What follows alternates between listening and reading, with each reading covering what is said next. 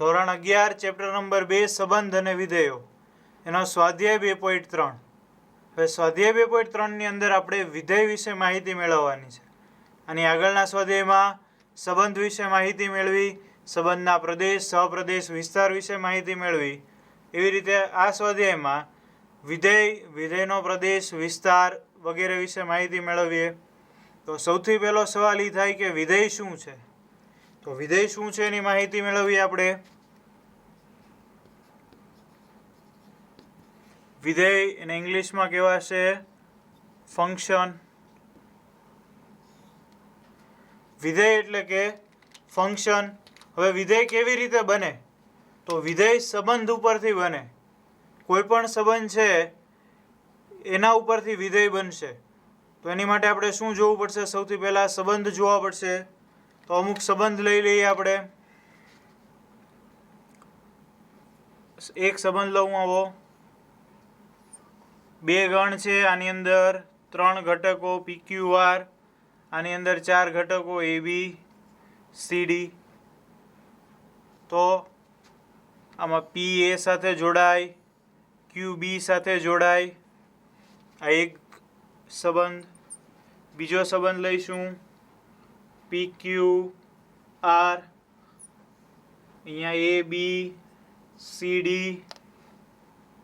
PC સાથે જોડાય, QB સાથે જોડાય,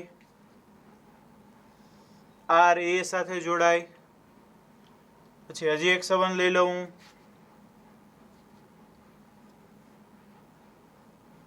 આની અંદર PQR, આની અંદર ABCD. આમાંથી PC સાથે જોડાય, QC સાથે જોડાય, RB સાથે જોડાય. આ એક સંબંધ. એની પછીનો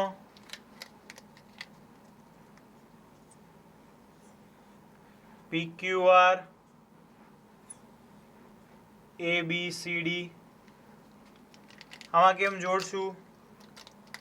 તો આમાં PB સાથે જોડાય, PC સાથે જોડાય, QA સાથે જોડાય, RD સાથે જોડાય. આ ચોથો સંબંધ થઈ ગયો. પાંચમો સંબંધ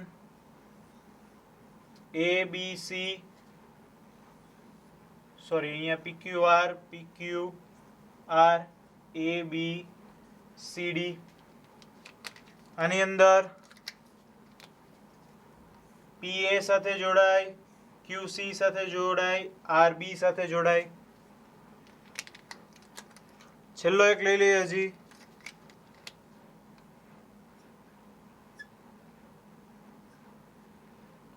આમાં PQR, આમાં ABCD, QA સાથે જોડાશે,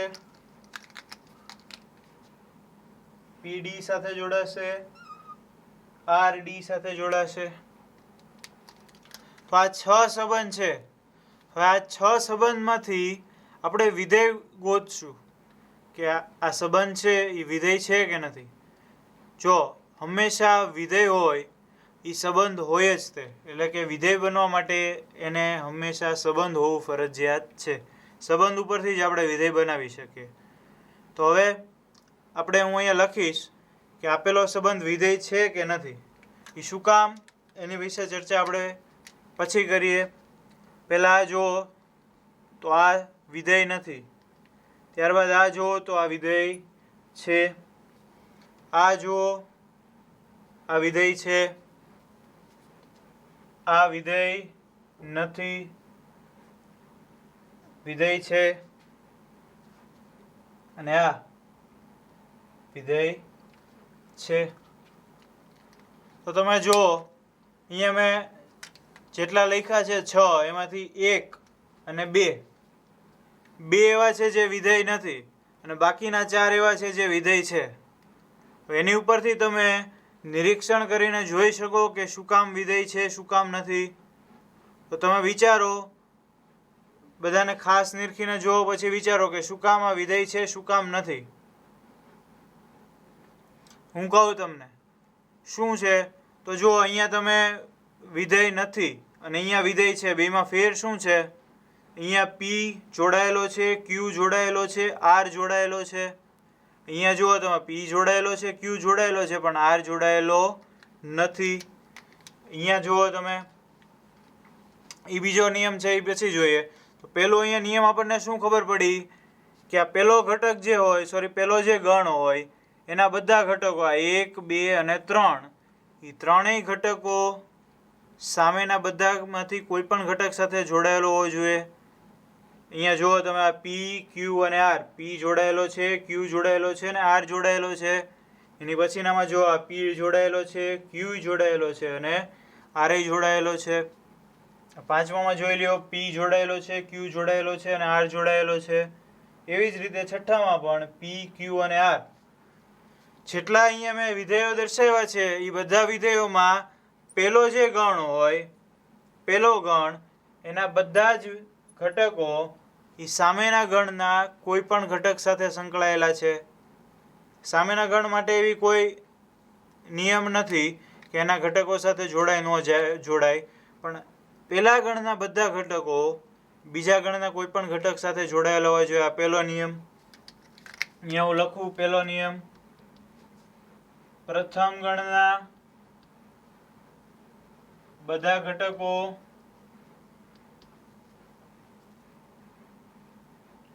બીજા ગણના કોઈ પણ ઘટક સાથે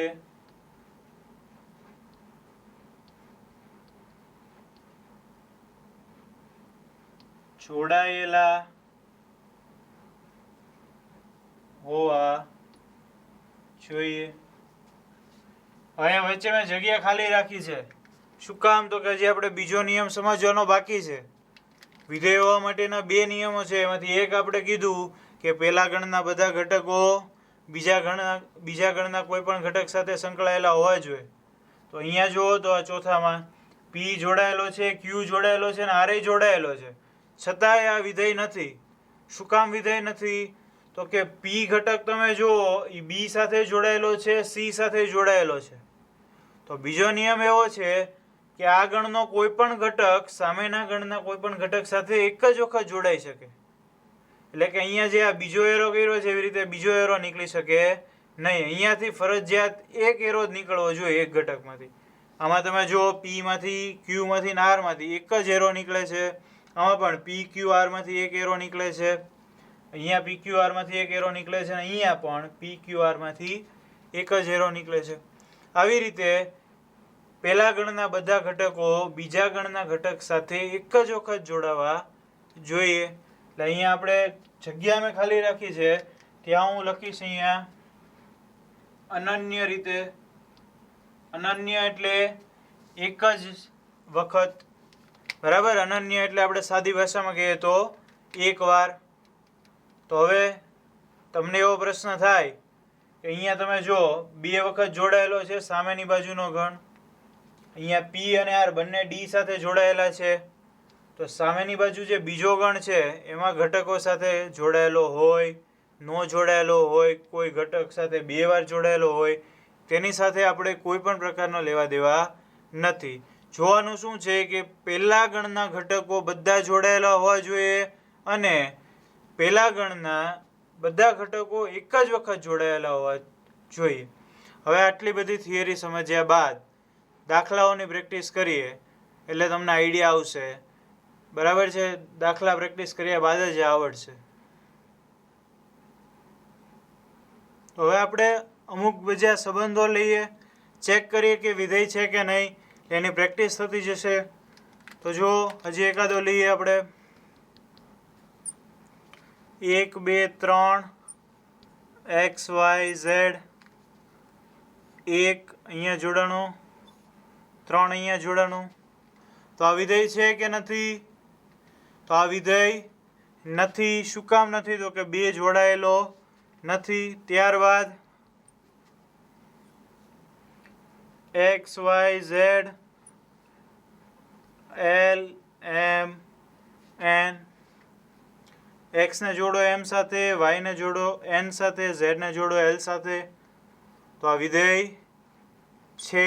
શું કામ? તો કે પહેલા ગણના બધા ઘટકો જોડાયેલા છે અને એક જ વાર જોડાયેલા છે, એટલે આને વિધેય કહી શકાય. જે આગળ વધીએ, એક્સ વાય ઝેડ ડબલ્યુ અને અહીંયા આવશે 1 2 3 4 5. એક્સને જોડી દો 3 સાથે, વાયને જોડી દો 5 સાથે, ઝેડને 1 સાથે, ડબલ્યુને 2 સાથે. તો આ વિધેય છે કે નથી? વિધેય છે. શું કામ? તો કે જો પહેલા ગણના બધા ઘટકો બીજા ગણના કોઈ પણ ઘટક સાથે જોડાયેલા છે, તો કે હા બધા જોડાયેલા છે, બધામાંથી એરો નીકળે છે. અને બીજું, બધામાંથી એક જ એરો નીકળે છે, એક જ ઘટક સાથે જોડાયેલો છે, એટલે આ વિધેય છે. પણ જો આમાં હું એક ફેરફાર કરું, અહીંયા ઝેડમાંથી આ 4ને જોડી દો, તો આ વિધેય નથી. શું કામ? ઝેડમાંથી 2 એરો નીકળ્યા, 2 એરો નીકળ્યા એટલે એ વિધેય કહી શકાય નહીં. તો એટલી માહિતી પછી તમને ખ્યાલ આવી જશે કે વિધેય કોને કહેવાય. પણ આ આપણે વેન આકૃતિ ઉપરથી સમજ્યા. પણ આપણને વેન આકૃતિ ન આપી હોય અને બીજી કોઈ રીતે આપેલું હોય, યાદીની રીતે સંબંધ આપી દીધો હોય અને તમને એમ કીધું હોય કે આ વિધેય છે કે નહીં, તો ચકાસવાનું, એની પણ આપણે ગણતરી કરીએ. જુઓ અહીંયા જે છેલ્લું છે એ સંબંધને આપણે લખીએ યાદીની રીતે. આર બરાબર હું લખીશ, તો જો એક્સની સાથે કોણ જોડાય છે? 3, એટલે એક્સ, 3. પછી વાયની સાથે જોડાય છે 5, એટલે વાય, 5. ત્યારબાદ ઝેડની સાથે 1 જોડાય છે અને ઝેડની સાથે 4 જોડાય છે, એટલે ઝેડ 1, ઝેડ 4. અને ડબલ્યુ સાથે 2 જોડાય છે, ડબલ્યુ, 2. તો આ જે સંબંધ આપ્યો છે ને આપણે લખી નાખ્યો યાદીની રીતે. હવે આ યાદીની રીતે તમને આપેલું હોય ને એમાં તમારે ચેક કરવું છે કે વિધેય છે કે નહીં. તો શું ચેક કરવાનું? તેમાં તમારે જોવાનું કે આ પહેલો જે ઘટક છે એ પહેલો ઘટક એક જ વખત આવવો જોઈએ. તો એક્સ એક વખત છે, વાય એક વખત છે, ડબલ્યુ એક વખત છે, પણ ઝેડ 2 વખત છે. ઝેડ 2 વખત છે એટલે આપણે શું કહેવું પડે કે આપેલું જે વિધેય છે એ આપેલું જે સંબંધ છે એ વિધેય નથી. એ આપણે અહીંયા જોઈ લીધું કે વિધેય નથી. પણ આની ઉપરથી ચકાસવું હોય તો કેમ ખબર પડી ગઈ. હજી એક લઈ લઈએ આપણે R2. એક સંબંધ લઈએ છીએ 1, 2, 2, 3, 3, 4, 4, 5. તો આ વિધેય છે કે નથી? જો તો શું જોવાનું? પહેલો ઘટક જોવાનો. 1, 2, 3 ને 4. તો એ 4 ઘટકો એક જ વાર આવે છે. 1 બીજા ક્યાંય આવતો નથી, એવી રીતે 2 બીજામાં ક્યાંય આવતો નથી, 3 ક્યાંય આવતો નથી, 4 ક્યાંય આવતો નથી. તો આ વિધેય છે. પછી ત્રીજો તમને એમ કીધું હોય R3. R3 છે 1, 2, 3 થી 4, 5, 6 નો સંબંધ છે. 1, 2, 3 થી 4, 5, 6 એટલે એક ગણથી બીજો ગણ, આપણે જે A થી B નો સંબંધ લેતા હતા એમ 1, 2, 3 થી 4, 5, 6 નો સંબંધ છે. શું છે R3? R3 આવો આપેલો છે 1, 4, 2, 4, 1, 6. તો આ વિધેય છે કે નથી? તો જો એક રીઝન તો પહેલા એમને મળી જાય કે અહીંયા 1, 2, 3 છે, આની અંદર 1 આવે છે, 2 આવે છે, પણ 3 વાળું આવતું નથી. 3 વાળું નથી આવતું એટલે આ ઘટક સંકળાતો નથી. અહીંયા આપણે જેમ જોયું તો આ 2 ક્યાંય સંકળાતો નથી, એવી રીતે અહીંયા 3 છે એ ક્યાંય સંકળાતો નથી, તો એ વિધેય નથી. એક કારણ મળ્યું. હજી એક બીજું કારણ છે એ તો તમે ગોતી શકો. તો અહીંયા 1 પહેલી વાર આવ્યો, આ 1 બીજી વાર આવ્યો, 2 વાર 1 આવ્યો, એટલા માટે પણ એ વિધેય નથી. તો આ વિધેય નથી એના આપણને કેટલા કારણ મળ્યા? 2. તો હવે તમને યાદીની રીતે આપેલું હોય તો એ રીતે જોતા આવડી જશે કે વિધેય છે કે નથી. તો એટલા સાથે વિધેય છે કે નહીં ચેક કરવાનો કોન્સેપ્ટ ક્લિયર થશે. તો આગળ સ્વાધ્યાયના દાખલાઓ જ્યારે ગણશું એમાં આપણે વધારે માહિતી જોશું, પ્રેક્ટિસ જોશું. તો હવે વિધેય કોને કહેવાય એની વિશે માહિતી મેળવ્યા પછી વિધેયનો પ્રદેશ, સહપ્રદેશ, એનો વિસ્તાર એની વિશે માહિતી મેળવીએ. એની માટે આપણે ઉદાહરણ લેવું પડશે. ઉદાહરણ લઈએ તો જો હું અહીંયા એક વિધેય લખું છું, ખાસ ધ્યાન રાખજો. એફ ઓફ, એફ એટલે ફંક્શન, ફંક્શન એટલે વિધેય. એફ ઓફ n થી n અને વચાય n થી n. બરાબર છે? n થી n નું વિધેય f. f શું છે? f of x બરાબર 2x plus 1. આ એક વિધેય છે આખું. f of n થી n, f of x equal to 2x plus 1. હવે આને વંચાય કેવી રીતે? તો કે n થી n નું વિધેય f of x બરાબર 2x plus 1 છે. બરાબર? મેઇન વિધેય કયું છે? આ વિધેય છે મેઇન, f of x બરાબર 2x plus 1. વિધેય ક્યાંથી ક્યાંનું છે? n થી n નું છે. હવે આમાં આપણે પ્રદેશ, સહપ્રદેશ અને વિસ્તાર સમજવો હોય તો અહીંયા જે આ પહેલું છે એને કહેવાશે પ્રદેશ. ત્યારબાદ આ બીજું આપેલું એને કહેવાય સહપ્રદેશ. બરાબર છે? વિધેય n થી n આપેલું હોય તો પહેલો જે આપેલું હોય એ પ્રદેશ અને બીજું આપ્યું હોય સહપ્રદેશ. અને આને કહેવાશે વિધેય, મુખ્ય વિધેય આ f of x equal to 2x plus 1. તો હવે પ્રદેશ ને સહપ્રદેશ આપણને ખબર પડી, પણ વિસ્તાર કેવી રીતે મળે? તો વિસ્તાર મેળવવા માટે તમારે શું કરવાનું? તમને f of x આપેલું છે, f of x બરાબર 2x plus 1. હવે તમારે પ્રદેશમાંથી એક એક કિંમતો લેવાની અને એક કિંમતો અહીંયા x ની જગ્યાએ મૂકીને તમારે f of x મેળવતું જવાનું. જો લઈએ આપણે n માં કઈ કઈ કિંમતો આવે? n બરાબર શું આવે? 1, 2, 3 અનંત સુધી બધી સંખ્યાઓ આવશે n ની અંદર. તો પહેલા n માં 1 લઈએ તો શું કરવાનું? x ની જગ્યાએ મૂકી દેવાનું 1, એટલે f of 1. આને વચાય f of 1. એટલે x ની જગ્યાએ અહીંયા શું મૂક્યું આપણે? 1. તો અહીંયા પણ x ની જગ્યાએ શું મૂકવું પડે? 1. એટલે હું લખીશ અહીંયા 2 ગુણ્યા 1 પ્લસ 1. 2 પ્લસ 1 એટલે 3. તો f of 1 આપણને શું મળ્યું? 3. આવી રીતે હવે આગળની કિંમત લ્યો 2. તો f of 2, f of 2 બરાબર અહીંયા x ની જગ્યાએ મૂક્યું 2 તો સામેની બાજુ પણ x ની જગ્યાએ શું મૂકવાનું? 2. એટલે 2 into 2 plus 1. તો 2 ગુણ્યા 2 એટલે 4 વત્તા 1 એટલે 5. એની પછી ત્રીજી કિંમત લ્યો 3. તો f of 3 એના બરાબર x ની જગ્યાએ 3 મૂક્યું એટલે અહીંયા પણ x ની જગ્યાએ 3. 2 ગુણ્યા 3 પ્લસ 1, 6 વત્તા 1 એટલે 7. આવી રીતે તમે આગળની કિંમત લ્યો f of 4. f of 4 હવે તમે જો અહીંયા 1, 2, 3, 4 તમે જેમ આગળ વધતા જાઓ છો એમ અહીંયા 3, 5, 7 બે નો ગેપ બધી તમને અયુગ્મ સંખ્યાઓ મળે છે. તો હવે f of 4 તમે ધારી શકો કે શું હશે?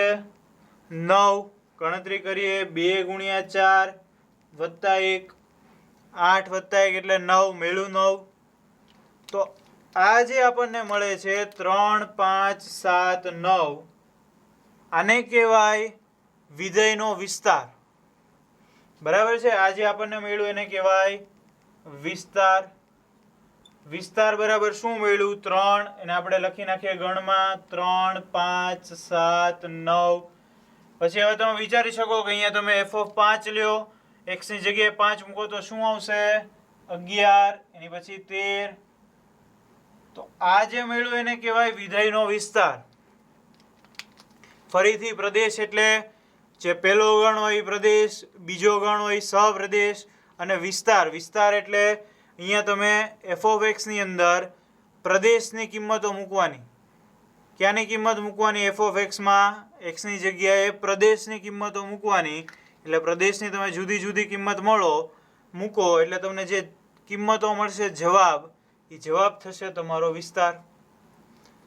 પ્રદેશ, સહપ્રદેશ ને વિસ્તારની માહિતી. હજી એક ઉદાહરણ લઈ લઈએ એટલે વધારે આઈડિયા ક્લિયર થઈ જશે.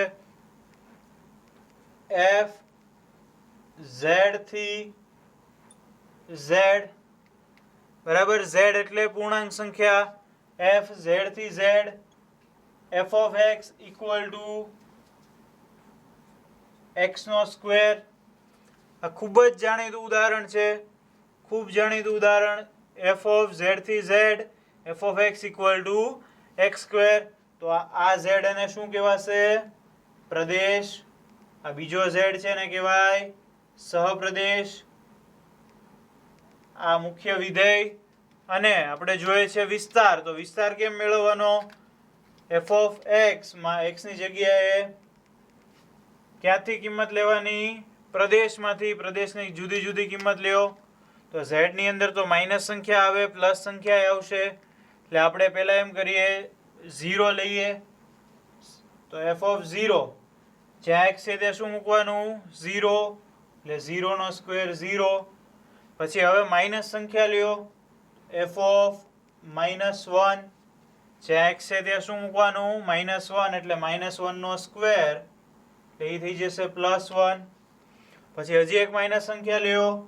f of -2. f of -2 એટલે જ્યાં x છે ત્યાં -2. એટલે -2 નો સ્ક્વેર. -2 નો સ્ક્વેર એટલે 4. તો 0 -1 -2 એટલે 0 આવી ગયો, ઋણ સંખ્યા આવી ગઈ. હવે ધન સંખ્યા લ્યો. ધન સંખ્યામાં f of 1 લઈએ. x છે ત્યાં શું મૂકવાનું? 1. એટલે 1 નો સ્ક્વેર ઇક્વલ ટુ 1. 2 લ્યો. f of 2 2 નો સ્ક્વેર ઇક્વલ ટુ 4. તો તમે જુઓ 0 ની જગ્યાએ 0 મળે તમને. માઇનસ સંખ્યામાં તમને ધન મળે છે 1 4. પછી કદાચ અહીંયા તમે -3 લ્યો છો તો શું મળશે? -3 નો સ્ક્વેર 9. -4 નો સ્ક્વેર 16. એવી જ રીતે ધન સંખ્યા 1 નો સ્ક્વેર 1, 2 નો સ્ક્વેર 4, 3 નો સ્ક્વેર 9. તો આનો વિસ્તાર લખવો હોય તો તમે લખી શકો. વિચારો તો જરા વિસ્તાર શું આવશે? હવે વિચારો. અહીંયા હું લખું છું. આનો વિસ્તારમાં સૌથી પહેલો ઘટક આવશે 0. હવે જો અહીંયા સ્ક્વેર છે. સ્ક્વેર હોય એટલે સ્ક્વેર ક્યારેય માઇનસ હોય નહીં. તમે અહીંયા z માંથી એટલે પ્રદેશમાંથી કોઈ પણ કિંમત તમે આની અંદર મૂકશો પણ એ સ્ક્વેર થઈને જ બહાર આવશે. અહીંયા તમે જુઓ કિંમત બધી સ્ક્વેર થઈને બહાર આવે છે એટલે ધન થઈ જશે. તો કોઈ પણ ઋણ કિંમત વિસ્તારમાં આવશે નહીં. પછી કિંમત જુઓ તમે 1 4. અહીંયા 1 4 એટલે બધી પ્રાકૃતિક સંખ્યા છે એનો સ્ક્વેર એ આપણને મળે છે. તો 0 પછી 1 પછી 4 -3 અને 3 એનો સ્ક્વેર મળે 9. એવી રીતે આગળ મળશે 16. એવી જ રીતે આગળ વધતા જવાનું. તો આ એનો વિસ્તાર મળી ગયો. તો હવે આટલું સમજ્યા પછી તમને વિધેયનો પ્રદેશ, સહપ્રદેશ અને વિસ્તારની માહિતી પણ મળી ગઈ. તો હવે આટલી થિયરી સમજ્યા બાદ સ્વાધ્યાયના દાખલા આપણે ઇઝીલી સોલ્વ કરી શકશું. તો હવે સ્વાધ્યાયના દાખલાઓ જોઈએ. Question number 1. નીચેના પૈકી કયો સંબંધ વિધેય છે?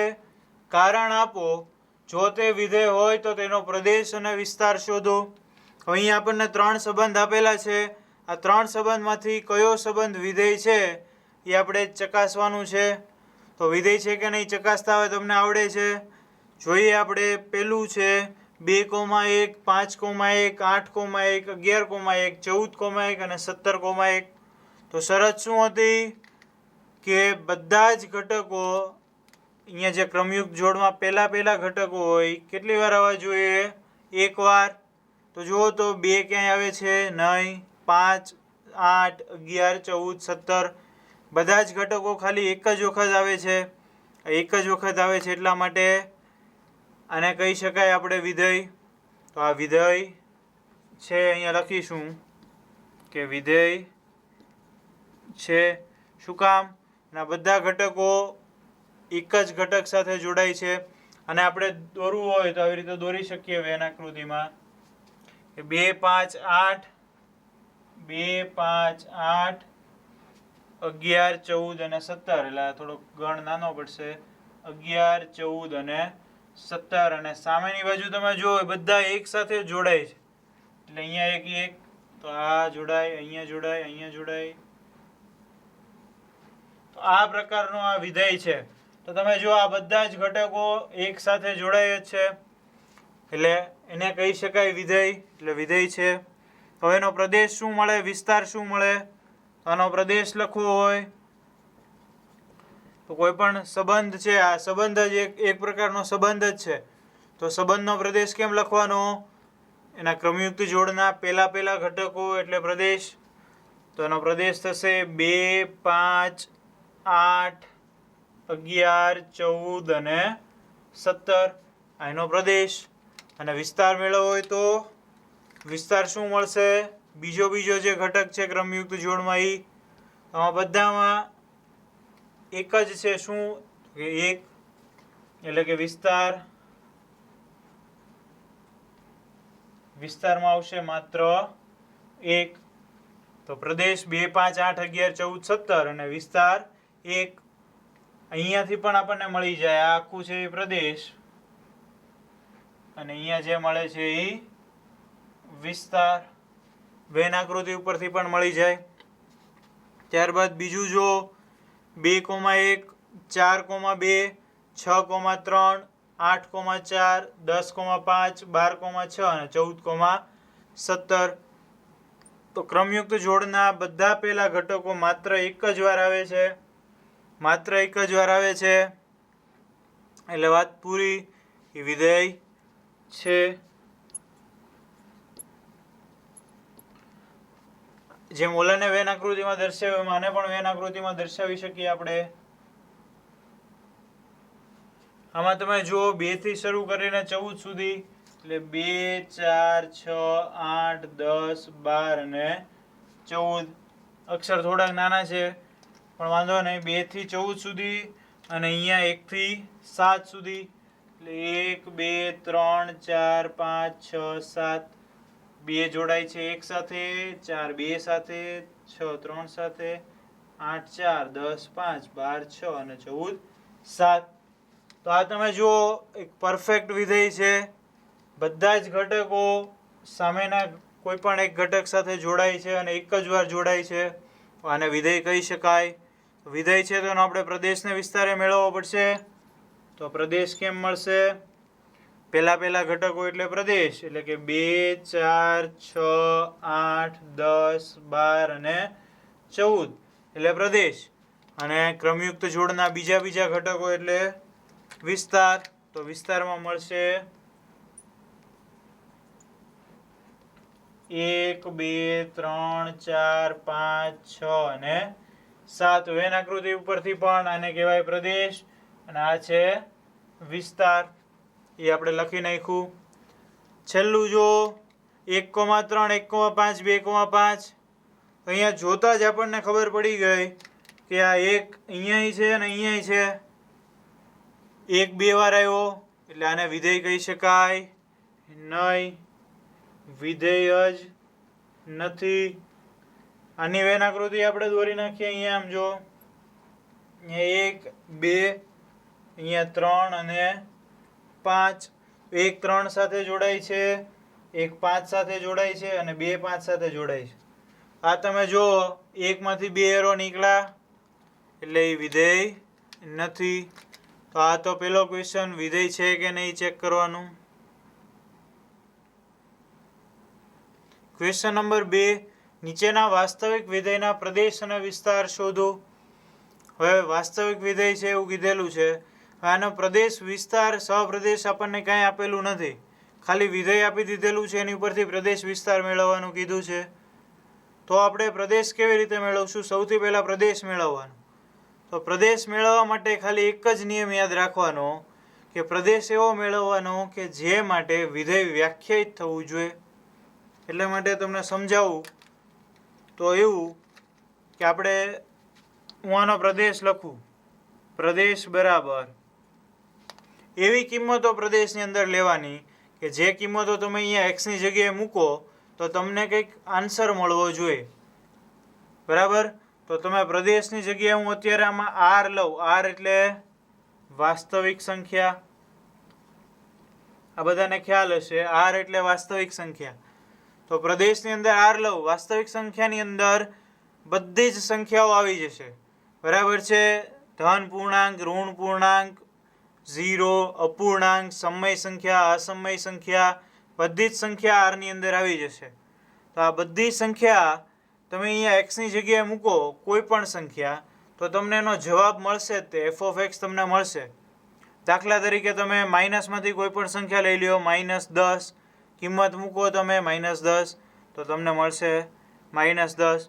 બીજી કોઈ પણ કિંમત મૂકો તમે -10/18, તો -10/18 એ તમે મૂકશો તોય તમને જવાબ મળશે.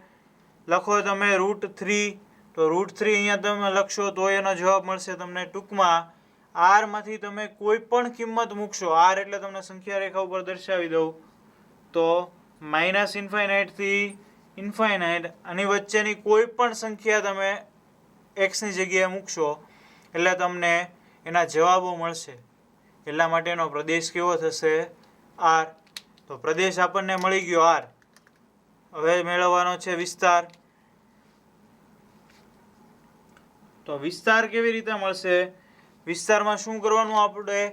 આરની જુદી જુદી કિંમતો મૂકવાની એક્સની અંદર. આરની બધી એટલે કે પ્રદેશની બધી કિંમતો એક્સની જગ્યાએ મૂકવાની અને એના ઉપરથી આપણે વિસ્તાર મેળવવાનો. તો તમે જુઓ, આ માઇનસને ભૂલી જાઓ. માઇનસને તમે ભૂલી જાઓ તો માનાંકમાં એક્સ છે. માનાંકનું કામ શું છે? ઋણ સંખ્યાઓને ધન કરી નાખે. તો ખાલી માનાંકમાં એક્સ હોય, માનાંકમાં એક્સ આપેલો હોય, ખાલી અહીંયા એક સંખ્યા રેખા હું દોરીશ, અહીંયા લખી નાખું હું 0, આ બાજુ -∞, આ બાજુ ઇન્ફાઇનાઇટ. તો ખાલી આ માઇનસ ભૂલી જાઓ તો માનાંકમાં એક્સ છે એની અંદર તમે કિંમતો મૂકતા જાઓ. માઇનસ કિંમતો મૂકશો, -1, -2, -3, -4, તો એના જવાબો કેવા મળશે? +1, +2, +3, +4. અને ધન કિંમતોના જવાબ તો ધન જ મળશે. તો એવી રીતે સંખ્યા રેખા ઉપર તમે જવાબ જુઓ ને તો અહીંયાથી આ 0 થી પછીના બધા જવાબ મળશે તમને.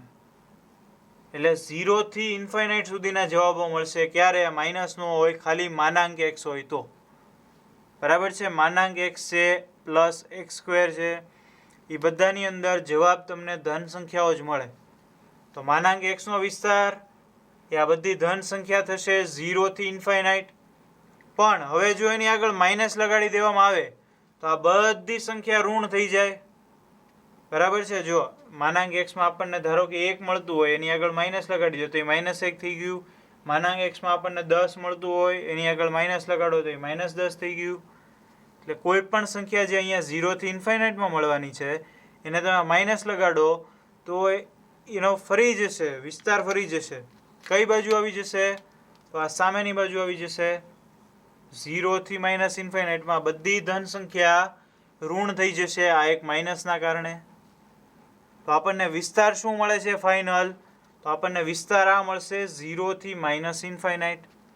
બરાબર છે? -∞ થી 0 અંતરાલ શીખી ગયા છો તમે. -∞ થી 0, અહીંયા સવૃત અંતરાલ, અહીંયા વિવૃત અંતરાલ. ઇન્ફાઇનાઇટ બાજુ હંમેશા વિવૃત અંતરાલ આવશે અને 0 પણ વિસ્તારમાં આવશે. જ્યારે અહીંયા 0 મૂકો ત્યારે 0 આવે તો એનો વિસ્તાર થાય -∞ થી 0. ખાસ ધ્યાન રાખજો કે માનાંકમાં એક્સ એનો વિસ્તાર શું થાય? 0 થી ∞. હવે આગળ માઇનસ લગાડો છો એટલા માટે આ બધી સંખ્યા આ બાજુ ફરી જાય છે એટલે થઈ જાય -∞ થી 0. બહુ વધારે પડતું મગજ નહીં ચલાવવું. -∞ થી 0. અને બીજી રીતે લખવું હોય તો આમ લખી શકાય કે x < 0. x એ 0 કે 0 થી નાનો છે. બસ આટલું આપણે લખ્યું હોય તો ચાલે. તો વિસ્તાર મળી ગયો, પ્રદેશ મળી ગયો. હવે બીજું વિધેય એવું છે f of x = √9 - x². તો પ્રદેશ મેળવવા માટે મેં તમને શું કીધું હતું કે પ્રદેશ એવો મેળવવાનો કે જેની કોઈ પણ કિંમત તમે આની અંદર મૂકો તો વિધેય વ્યાખ્યાયિત થવું જોઈએ.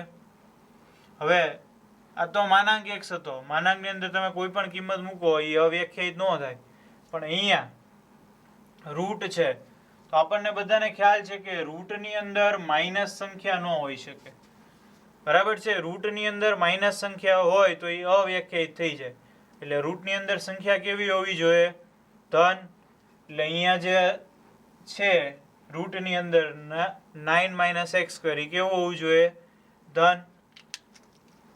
તો એના ઉપરથી આપણે પ્રદેશ મેળવશું. 9 - x² એ ધન હોવું જોઈએ. ધન એટલે 0 કે 0 કરતા મોટું હોવું જોઈએ. બરાબર છે? 9 - x² એ 0 કે 0 કરતા મોટું હોવું જોઈએ. તો 9 છે એ x² છે એ 9 થી કેવો હોવો જોઈએ? નાનો. આની ઉપરથી આપણને મળે, આની ઉપરથી શું ખબર પડે? x² એ 9 થી નાનો હોવો જોઈએ. તો મોટામાં મોટી કિંમત કેવી મળે? એક મળશે -3 અને એક મળશે 3. -3 તમે જ્યારે અહીંયા મૂકશો એટલે -3 નો સ્ક્વેર 9, 9 - 9 0. -3 પહેલાની સંખ્યા લ્યો તમે, -3 પહેલાની સંખ્યા -4 લ્યો, -4 નો સ્ક્વેર 16. તો √9 - 16 એટલે આ ઋણ થઈ ગઈ, તો આવું બને નહીં. એવી રીતે 3 પછીની સંખ્યા લ્યો 4, તો 4 નો સ્ક્વેર 16, આવું જ બનશે 9 - 16. એટલે 3 પછીની સંખ્યા પણ ન લઈ શકાય. તો આપણે કઈ સંખ્યા લઈ શકીએ? -3, 3 અને એ બંનેની વચ્ચેની સંખ્યા. એટલે આને લખવું હોય તો આમ લખી શકાય -3 < x < 3. બરાબર છે? અંદરની સંખ્યા ધન હોવી જોઈએ, એટલા માટે 9 - x² > 0. એટલે 9 છે એ x² કરતા મોટો હોવો જોઈએ. એટલે x આપણે ક્યાં લઈ શકીએ? -3 થી 3 ની વચ્ચે. જો -3 પહેલાની કે 3 પછીની સંખ્યા લેશું તો આ રૂટની અંદરની જે સંખ્યા છે એ માઇનસ થઈ જાય અને વિધેય અવ્યાખ્યાયિત થઈ જાય. તો પ્રદેશ આપણને કેવો મળ્યો? પ્રદેશ મળ્યો -3 < x < 3. પ્રદેશ મળી ગયા પછી વિસ્તાર. તો વિસ્તાર મેળવો. હવે ઈઝી છે. વિસ્તાર કેમ મળશે? તો પ્રદેશની કિંમતો મૂકી દો તમે f(x) ની અંદર. -3 મૂકશો તો આ થઈ જશે 0. પછી -3 પછી મૂકો -2. જુદી જુદી કિંમતો આપણે મૂકીએ. f of -3 તો એ મળશે 0. f of -2 તમે મૂકશો અહીંયા એટલે 9 - 4 એટલે એ આપણને મળશે 5. તો √5. પછી મૂકો f of -1 તો 9 - 1 એટલે √8. f of 0 0 રહી ગયો તો 0 મૂકો તો તમને મળશે 3. બરાબર છે? 9 - 0 એટલે √9 એટલે 3. પછી f of 1 ફરીથી આપણને શું મળશે? √8. f of 2 મળશે √5 અને f of 3 છેલ્લું f of 3 એટલે 0. તો -3 થી 3 વચ્ચેની બધી પૂર્ણાંક સંખ્યાઓ આપણે લઈ લીધી. બધી પૂર્ણાંક સંખ્યાઓનો જવાબ કેવો મળે છે? 0, √5, √8, 3, √8, √5 અને 0. તો હવે આમાં નાનામાં નાની સંખ્યા કઈ છે? નાનામાં નાની સંખ્યા 0. બધી કિંમતોમાં નાનામાં નાની સંખ્યા 0 અને મોટામાં મોટી કઈ છે? તો √5. √5 એટલે એ 3 કરતા નાની થશે. √8 એટલે એ પણ 3 કરતા નાની થશે. એટલે આ મોટામાં મોટી કિંમત છે 3. તો નાનામાં નાની કિંમત 0 અને મોટામાં મોટી કિંમત 3. તો વિસ્તાર એ બંનેની વચ્ચે રહે એટલે કે 0 < x < 3. આ બધી કિંમતો ઉપરથી આપણે મેળવ્યું કે વિસ્તાર છે એની નાનામાં નાની કિંમત 0 અને મોટામાં મોટી કિંમત 3. તો વિસ્તાર 0 < x < 3. તો આ એનો પ્રદેશને વિસ્તાર મળી ગયો. પ્રદેશ વિસ્તાર મેળવવા માટે ખાલી એક જ વસ્તુ યાદ રાખવાની કે પ્રદેશ છે એમાંથી કોઈ પણ કિંમત તમે જ્યારે વિધેયમાં મૂકો ત્યારે એ વિધેય વ્યાખ્યાયિત થવું જોઈએ. એટલા માટે એનો પ્રદેશ બંનેનો મળ્યો, આમાં આર, ઓલામાં -3 x < 3.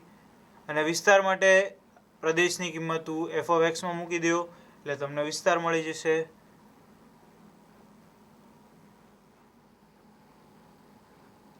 ક્વેશ્ચન નંબર 3, f(x) બરાબર 2x - 5 થી વ્યાખ્યાયિત વિધેય માટે નીચેની કિંમત શોધો. f(x) આપણને શું આપી દીધેલું છે? 2x - 5. ને આપણે કિંમતો મેળવવાની છે f(0), f(7) ને f(-3). તો અહીંયા તમે જુઓ x ની જગ્યાએ શું આપેલું છે? 0. એટલે આપણે શું કરવાનું? તો વિધેયમાં જ્યાં x આપ્યું છે ત્યાં મૂકી દેવાનું 0. એટલે 2 × 0 - 5. 2 × 0 એટલે 0 - 5. તો આ મળશે આપણને -5. f(0) મળ્યું -5. ત્યારબાદ f(7), અહીંયા x ની જગ્યાએ શું આપ્યું છે? 7. એટલે સામેની બાજુ જ્યાં x છે ત્યાં શું મૂકી દેવાનું? 7. એટલે ત્યાં 2 × 7 - 5. 14 - 5. 14 - 5 એટલે કેટલા મળશે આપણને? 9. તો f(7) મળ્યું 9. ત્રીજું છે f(-3). તો અહીંયા x ની જગ્યાએ છે -3 એટલે x ની જગ્યાએ સામેની બાજુ વિધેયમાં પણ શું મૂકી દેવાનું? -3. 2 × -3 - 5. -3 એને ગુણ્યા 2 એટલે -6 - 5. એટલે -6 અને -5 એટલે આ થઈ જશે -11. તો f(-3) આપણને મળ્યું -11.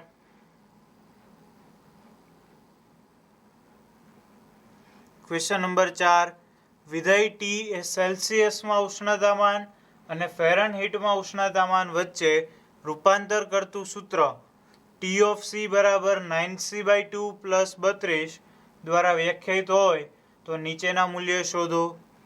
હવે t વિધેય છે. કોનું વિધેય છે? તો કે સેલ્સિયસમાંથી ફેરનહીટ વચ્ચે જે રૂપાંતર કરવાનું સૂત્ર. હવે આ સૂત્ર તમે ક્યાંક વાંચેલું હશે. T(c) બરાબર 9c/2 + 32. આ એક વિધેય તમારે લઈ લેવાનું છે અત્યારે. તો વિધેય આપ્યું છે, કોનું આપેલું છે? c નું. અત્યાર સુધી તમે જે જોયું x નું વિધેય હતું એવી રીતે અહીંયા x ની જગ્યાએ આપી દીધેલું છે c, અને સામેની બાજુ જ્યાં x હોવો જોઈએ ત્યાં શું આપ્યું છે? c. એટલે હવે તમારે શું કરવાનું છે? T(0) મેળવવાનું છે. તો T(0) મેળવવા શું કરવાનું? અહીંયા જ્યાં c છે ત્યાં મૂકી દેવાનું 0. એટલે મૂકીએ આપણે તો 9 એને ગુણ્યા c ની જગ્યાએ 0 એના છેદમાં 2 + 32. તો આ 0 × 9 એટલે 0 એના છેદમાં 2 એટલે 0. તો વધશે ખાલી 32. આપણે જવાબ આવશે 32. એવી જ રીતે T(28) એટલે જ્યાં c છે ત્યાં મૂકી દેવાનું 28. એટલે 9 એને ગુણ્યા 28 એના છેદમાં 2 + 32. અહીંયા 14 × 2 એટલે 28. 14 × 9 126 + 32. 126 + 32 એટલે 158. આપણો જવાબ આવશે 158. એવી જ રીતે ત્રીજું છે T(-10). અહીંયા c ની જગ્યાએ શું મૂકવાનું? -10. એટલે 9 એને ગુણ્યા -10 એના છેદમાં 2 + 32. હવે છેદ ઉડાડો તો 2 એને ગુણ્યા -5 એટલે એ થઈ જાય -10. -5 × 9 એટલે -45 + 32. માઇનસ મોટાની નિશાની લાગશે. -45 + 32 એટલે -13. તો જવાબ આવશે -13.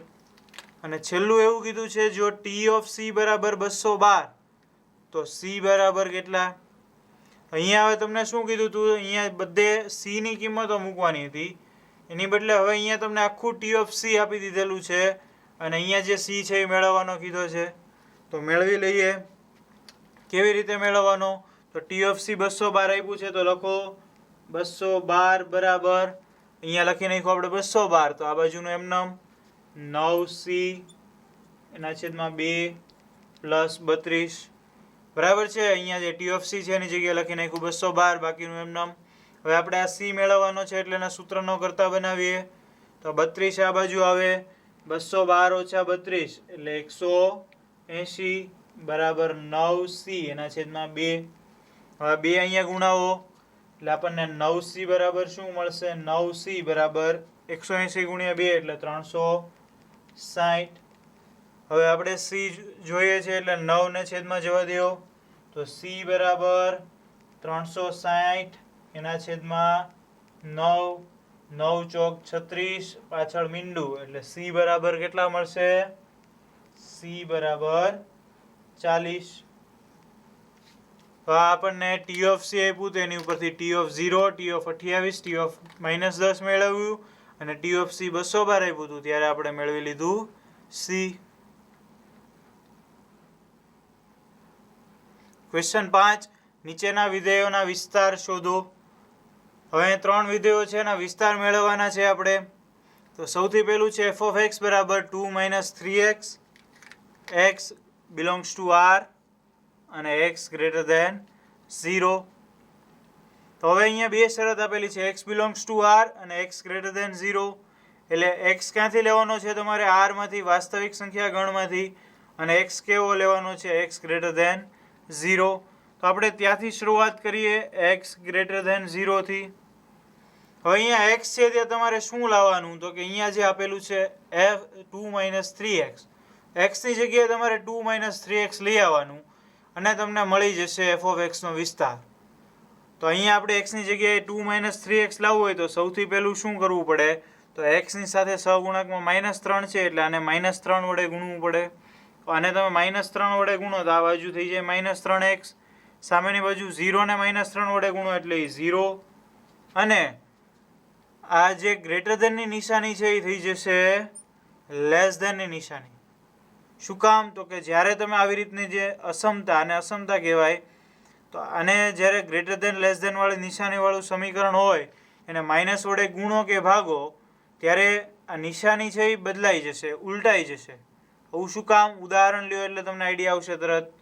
તો એક ઉદાહરણ લ્યો તમે 2, એક્સની જગ્યાએ 2 મૂકો, 2 ગ્રેટર ધેન 0 છે?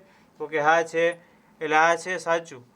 તો હવે આ જ સંખ્યા અહીંયા તમે મૂકો, -3 એને ગુણ્યા 2 એટલે -6. તો -6 એ 0 કરતાં નાની છે? તો કે હા, -6 0 કરતાં નાની છે. તો આ જે મેં લખ્યું છે એ સાચું છે. બરાબર છે. આવી જ રીતે થઈ જાય કે જ્યારે તમે માઇનસ વડે ગુણો કે ભાગો ત્યારે જે નિશાની હોય એ નિશાની ઉલટાઈ જાય. ગ્રેટર ધેન હોય તો લેસ ધેન થઈ જાય, લેસ ધેન હોય તો ગ્રેટર ધેન થઈ જાય. તો આપણે -3x વડે -3 વડે ગુણ્યું એટલે આ થઈ ગયું -3x લેસ ધેન 0. હવે શું કરવાનું? 2 - 3x છે એટલે બંને બાજુ 2 ઉમેરી દો. તો 2 ઉમેરો તો 2 - 3x થઈ જાય. બરાબર. આ +2 ઉમેર્યા, -3x એમને 2 ઉમેરી દીધા એટલે 2 - 3x. એવી જ રીતે આ બાજુ પણ 2 ઉમેરાશે. તો 2 - 3x લેસ ધેન 2. 2 - 3x એટલે શું છે? f of x.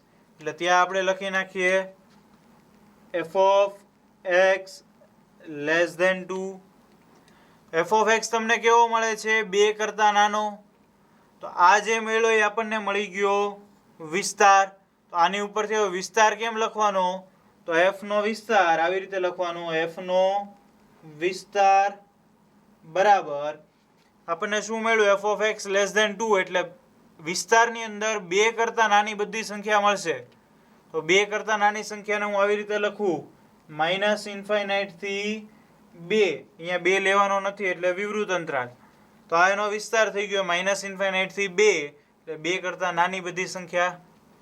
બરાબર છે. ફરીથી ધ્યાન રાખો શું કરવાનું? x ગ્રેટર ધેન 0 છે, x ની જગ્યાએ લાવી દીધું આપણે 2 - 3x. એટલે આપણને શું મળ્યું? f of x less than 2. આ જે મળ્યું એના ઉપરથી આપણે વિસ્તાર લખ્યો કે 2 કરતાં નાની બધી સંખ્યા એટલે -∞ થી 2. એવી રીતે બીજો ક્વેશ્ચન છે f of x = x² + 2. x એ વાસ્તવિક સંખ્યા છે. તો હવે અહીંયા જો કોઈ શરત નથી આપેલી, ખાલી x વાસ્તવિક સંખ્યા છે એવું કીધું છે, એટલે કે x belongs to r. પણ હવે આમાં શરત આપણે જાતે બનાવશું. શું બનાવશું? જો અહીંયા એક્સ સ્ક્વેર આપેલું છે તો આપણને બધાને ખબર છે કે એક્સ સ્ક્વેર છે એ હંમેશા 0 કે 0 કરતાં મોટો હોય. કોઈ પણ સંખ્યાનો સ્ક્વેર એ 0 હોઈ શકે, એટલે કે 0 નો સ્ક્વેર 0 હોઈ શકે, અથવા તો બાકીની કોઈ પણ સંખ્યાનો સ્ક્વેર હંમેશા 0 કરતાં મોટો એટલે કે ધન જ હશે. આ એક સનાતન સત્ય વાત છે. બરાબર. તો અહીંયા આપ્યું છે એક્સ સ્ક્વેર પ્લસ 2 એટલે આપણે શું કરશું? બંને બાજુ 2 ઉમેરી દેશું. તો x square plus 2 greater than or equal to એમનો રહેશે. અહીંયા 0 પ્લસ 2 એટલે આવી જશે 2. તો x square plus 2 greater than or equal to 2 મળ્યું. તો એક્સ સ્ક્વેર પ્લસ 2 ની જગ્યાએ શું લખી નાખીએ? એફ ઓફ એક્સ, એટલે F of x greater than or equal to 2. F of x greater than or equal to 2 તો એફ નો વિસ્તાર શું મળશે? 2 કે તેથી મોટી સંખ્યા. મોટી સંખ્યા એટલે 2 થી ઇન્ફાઇનાઇટ. ઇન્ફાઇનાઇટમાં વિવૃત અંતરાલ અને 2 લેવાનો છે એટલે ત્યાં સવૃત અંતરાલ. તો એફ નો વિસ્તાર શું મળ્યો? સવૃત અંતરાલ 2 થી ઇન્ફાઇનાઇટ વિવૃત અંતરાલ. બરાબર છે, આનો વિસ્તાર મળી ગયો. ત્રીજું છે એફ ઓફ એક્સ બરાબર એક્સ. એક્સ વાસ્તવિક સંખ્યા છે તો આ સાવ ઈઝી છે. એક્સ વાસ્તવિક સંખ્યા છે એટલે એક્સ બિલોંગ્સ ટુ આર. અને એફ ઓફ એક્સ બરાબર એક્સ છે. જે કિંમત તમે આર માંથી લેશો એ જ કિંમત તમને સામે મળશે. 1 લેશો તો 1, 2 લેશો તો 2, 3 લેશો તો 3, -1 લેશો તો -1. જે કિંમત તમે એક્સ ની મૂકશો આર માંથી એ જ કિંમતો તમને બધી પાછી મળશે. એટલે જો એક્સ બિલોંગ્સ ટુ આર હોય તો એક્સ ની જગ્યાએ શું લખી શકો તમે? F of x. એટલે F of X belongs to R. F of X belongs to R એટલે એફ ઓફ એક્સ નો વિસ્તાર શું થઈ જશે? એફ નો વિસ્તાર બરાબર આર. બરાબર છે. તમે આર માંથી જે કિંમતો લેશો એ જ બધી કિંમતો તમને વિસ્તારમાં મળશે એટલે એફ નો વિસ્તાર પણ થઈ જશે આર.